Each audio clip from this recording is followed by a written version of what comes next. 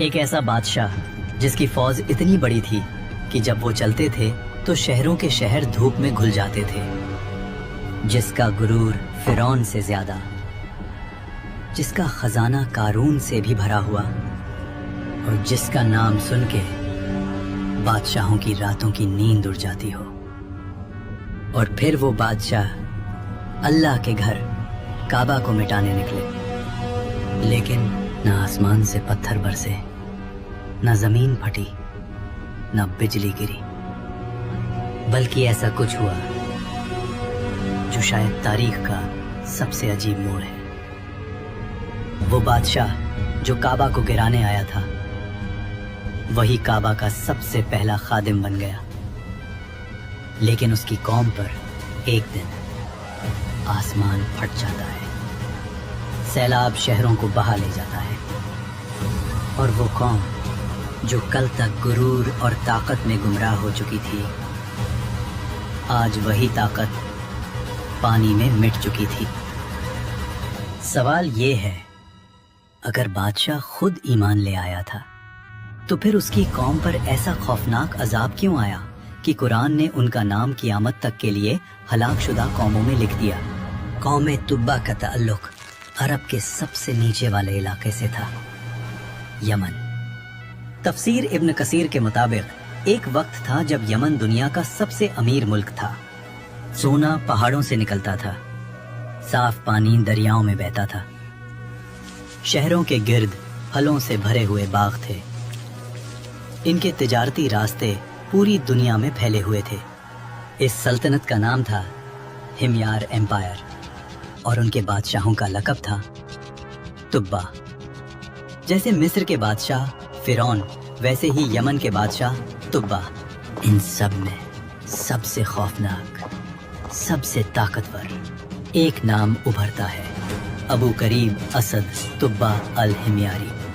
تفسیر کے لفظوں میں ہے، اس کی فوج ایسی تھی کہ عرب نے پہلے کبھی نہ دیکھی، ہاتھی اور گھوڑوں کا سمندر، تیر انداز، تلوار باز، اور لشکر اتنا بڑا کہ پہلا سپاہی شہر سے نکلتا تو آخری ابھی شہر میں ہی ہوتا۔ اور تبا کا نعرہ تھا، میں زمین کا خدا ہوں، جو میری حدود میں آئے یا تو میرا ہوگا یا مٹی کا۔ فتح کرتے کرتے یہ لشکر پہنچتا ہے عرب کے ایک خاموش علاقے میں، یثرب۔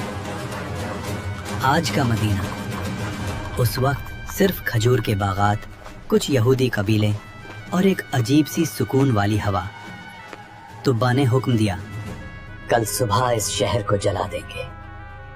لیکن اس رات اس کے خواب میں ایک نورانی شخص آتا ہے جو کہتا ہے، اس زمین کو چھوڑ دے، یہاں میرا رسول آنے والا ہے۔ تبا گھبرا کر اٹھتا ہے۔ صبح یثرب کے ربی خود اس کے دربار میں آتے ہیں۔ اے بادشاہ، اگر تو نے اس زمین کو چھوا، تیری بادشاہت کا نام و نشان مٹ جائے گا۔ تم مجھے دھمکی دے رہے ہو؟ میں وہ ہوں جو شہروں کو سانس لینے دیتا ہوں۔ ہم تجھے نہیں، اس نبی کے رب کا پیغام سنا رہے ہیں جو یہاں ہجرت کرے گا۔ تفسیر ابن کثیر کے مطابق یہ سن کر تبا کے جسم پر لرزہ طاری ہو گیا۔ اس نے پہلی بار محسوس کیا کہ کوئی قوت ہے جو اس کے تکبر سے بھی بڑی ہے، اور وہ پہلی دفعہ اپنی فوج کو پیچھے ہٹاتا ہے۔ مگر شیطان ابھی خاموش نہیں تھا۔ کچھ لوگ تبا کے کان میں پھونکتے ہیں، عرب کے بیچ ایک گھر ہے جسے کعبہ کہتے ہیں، لوگ وہاں سونا چڑھاتے ہیں، اگر ہم اسے لوٹ لیں تو عرب گھٹنوں پر آ جائے گا۔ تبا مسکرایا۔ لشکر مکہ کی طرف مڑتا ہے، لیکن جیسے ہی وہ حدود میں داخل ہوتا ہے، تفسیر کے مطابق تبا پر اچانک ایک بیماری آتی ہے، جسم پھول جاتا ہے، آنکھیں باہر، زبان سوکھ جاتی ہے، سانس ٹوٹنے لگتی ہے، فوج ڈر جاتی ہے، طبیب ناکام ہو جاتے ہیں، جادو ناکام، دعا ناکام، اور پھر وہی ربی آتے ہیں۔ سچ بتا، تیرے دل میں کیا تھا؟